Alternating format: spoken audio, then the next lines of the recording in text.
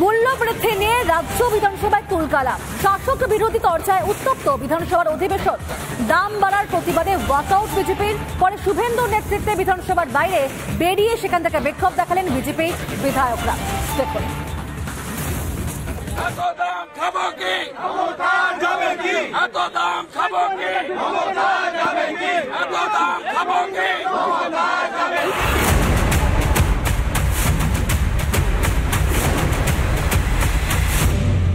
রাজ্য জুড়ে ক্রমাগত মূল্যবৃদ্ধির আঁচ এসে পৌঁছল বিধানসভাতেও।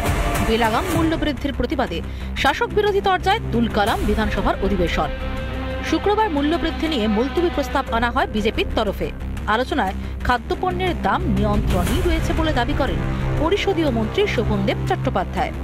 অন্যদিকে কয়লার দাম বাড়ার কারণেই বিদ্যুতের দাম বেশি বলে দায় এড়ানোর চেষ্টা করেন বিদ্যুৎ মন্ত্রী অরূপ বিশ্বাস। এরপরে ওয়াকআউট করেন বিজেপি বিধায়কেরা। বিরোধী দলনেতা শুভেন্দু অধিকারীর নেতৃত্বে বিধানসভার বাইরে বেরিয়েও বিক্ষোভ দেখাতে থাকেন তাঁরা।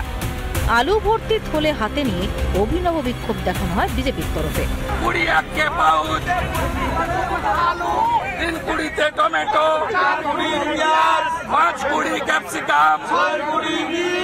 বাজারে এখন জ্যোতি আলু বিক্রি হচ্ছে 40 টাকা প্রতি কেজি।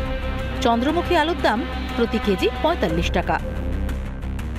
একইভাবে ঊর্ধ্বমুখী বিদ্যুতের দামও। রাজ্য বিদ্যুৎ বন্টন নিগমে বিদ্যুতের দাম 7 টাকা 12 পয়সা প্রতি ইউনিট। মাসের ফিক্সড চার্জও বেড়েছে দ্বিগুণ। আগে ছিল 15 টাকা, এখন হলো 30 টাকা। আলু ছাড়াও অন্যান্য শাকসবজির দামও ঊর্ধ্বমুখী। এদিকে ফের মূল্যবৃদ্ধির দায় কেন্দ্রের ঘাড়েই চাপাতে চাইছে শাসক দল। দাম কেন বাড়ে তো আপনারা বোঝেন। অধিকাংশ জিনিস ট্রেনে আসে অথবা লরিতে আসে, তাদের দাম বাড়ছে বলে জিনিসের দাম বেড়ে যাচ্ছে। এই জন্য আমরা দায়ী নই, কেন্দ্রীয় সরকার দায়ী। রাজ্যের অনেক মন্ত্রীরাই এত বড় বড় গাড়ি চড়ে আসেন, আলু পেঁয়াজ কিনতে যাবার মতন সময় ওনাদের নেই। এই ধরনের ভুল বিবৃতি না দিয়ে বরঞ্চ ওনার উচিত যে সঠিক বিবৃতি দেওয়া। মুখ্যমন্ত্রীর লাগাতার বৈঠক ও নির্দেশ সত্ত্বেও নিত্য প্রয়োজনীয় জিনিসের দাম নিয়ন্ত্রণে আসছে না। সব বিষয়ে কেন্দ্রকে দুষতে থাকলে দাম কমানো কি আদৌ সম্ভব হবে? বিট্টু রায়চৌধুরীর রিপোর্ট, রিপাবলিক বাংলা।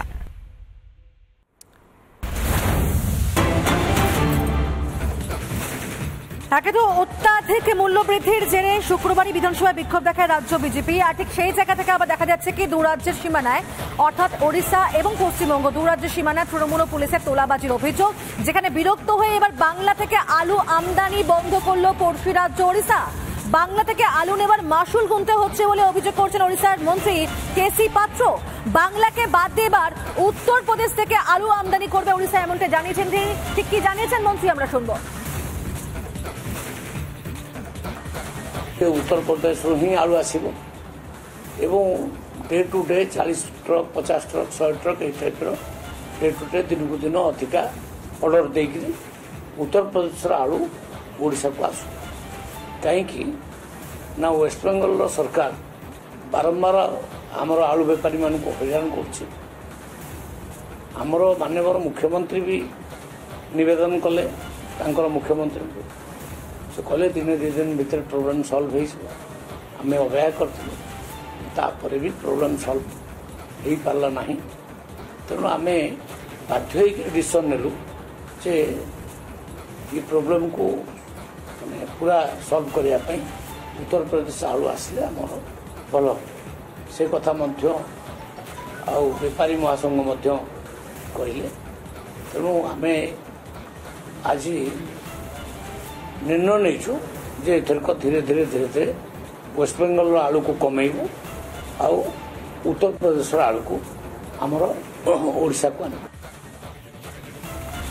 ওড়িশা তো অবশ্যই বেঁচে যাবে উত্তরপ্রদেশের উপর নির্ভর করে, কারণ সেখান থেকে আলু একই সঙ্গে বীজ নিয়ে। কিন্তু শাসকের তোলাবাজির এই দাম দিয়ে দিতে হবে কি বাংলার মানুষদেরকে?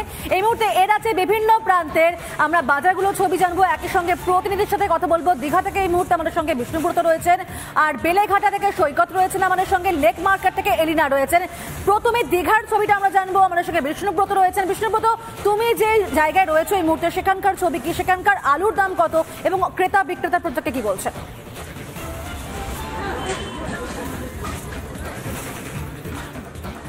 দেখো এই মুহূর্তে তোমাদের যেটা দেখাবো, পূর্ব মেদিনীপুর জেলার যে বর্ডার এলাকা, দীঘা বর্ডার এলাকার অধিকাংশ মার্কেটগুলো কিন্তু এই বর্ডার এলাকার মধ্যে পড়ে। দীঘা, রামনগর, কাঁথি, এই সমস্ত এলাকারগুলো আলু যে বর্তমান চিত্র 35 থেকে 40 টাকা দামে কিলো দামে বিক্রি হচ্ছে। আমি সেই ছবি দেখানোর চেষ্টা করবো। তুমি দেখছো ঢাই করে পড়ে রয়েছে একটার পর একটা আলুর বস্তা।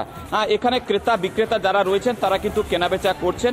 এই মুহূর্তে আমরা এটা জানলাম যে 35 থেকে 40 টাকা দামে আলু বিক্রি হচ্ছে, কেননা আমাদের সামনে সরাসরি মার্কেটে কথা হচ্ছিল যেখানে কিন্তু উড়িষ্যা দিয়ে বেশ কিছু ট্রাকও কিন্তু চলে যাচ্ছে, পুলিশকেও পয়সা দিতে হচ্ছে এবং সেই জায়গায় কিন্তু দ্রব্যমূল্য বৃদ্ধি হচ্ছে। শুধু আলু নয়, প্রত্যেকটা জিনিসের কিন্তু আমরা সরাসরি একটা ক্রেতার কাছে চলে যাব। এখানে একজন আছেন। দাদা, এই মুহূর্তে আলু কত করে কিনছেন? আলু আজকের মার্কেটে 35-40 এরকম বিক্রি হচ্ছে। অন্যান্য জায়গায় যেখানে কম, এখানে 35 থেকে 40 কেন বিক্রি হচ্ছে? বিরোধীরা অভিযোগ করছে উড়িষ্যা দিয়ে আলু। মানে আমাদের যতটুকু মনে হয় এই দীঘা মার্কেট যেটা, এই দীঘার পাশেই আছে উড়িষ্যা বাংলার বর্ডার, যেটা এই বর্ডার দিয়ে প্রতিনিয়তই আলুর গাড়ি উড়িষ্যা পাশে পড়শি রাজ্য উড়িষ্যায় পাচার হচ্ছে।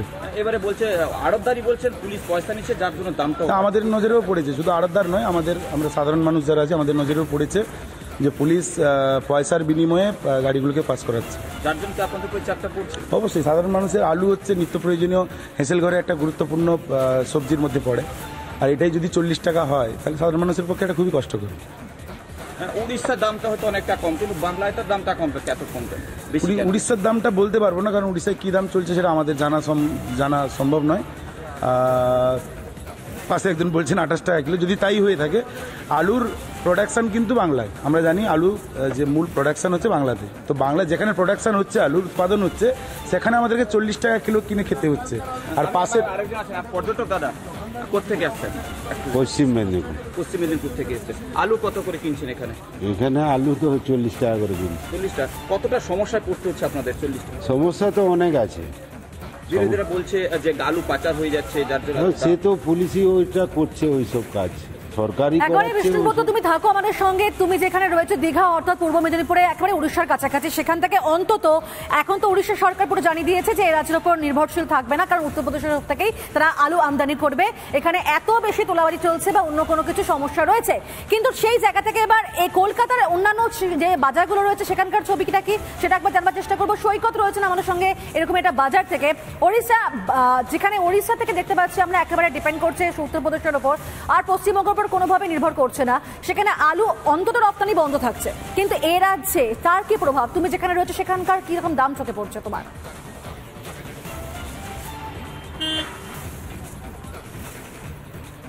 দেখো, এই মুহূর্তে আমি রয়েছি বেলেঘাটা এলাকার রাসমণি বাজারে একটি আলু পেঁয়াজের দোকান। আমি সরাসরি ব্যবসায়ীর সঙ্গে কথা বলে নেব। দাদা, আজকের কোন আলুর কীরকম দাম? প্রতি আলু 32 টাকা, চন্দ্রমুখী 35 টাকা। চন্দ্রমুখী 45। অর্থাৎ চন্দ্রমুখীর দাম কি কিছুটা কমেছে না? 40 ছিল 35 হয়েছে, 40 ছিল 35 টাকা হয়েছে। বিগত প্রায় বলতে গেলে মাসখানেকের কাছাকাছি জ্যোতি আলু 32 থেকে 35 এই ঘোরাফেরা করছে। দামটা কমছে না কেন? সেই 15 টাকা 18 টাকায় নামছে না কেন? এটা তো আমরা ঠিক বলবো, আমরা ব্যাপারী বলতে পারি, আমাদের ব্যাপারীরা বলতে পারে। এখন বিক্রি হচ্ছে 30 টাকা 35 টাকা, চন্দ্রমুখী 30 টাকা। পাইকারি বাজার থেকে আপনারা আলুটা আনছেন, সেখানে আগামী কিছু দিনে দামটা কমার কোনো সম্ভাবনা এরকম শুনতে আছে, শুনছি আছে, সম্ভাবনা আছে, কমবার সম্ভাবনা আছে।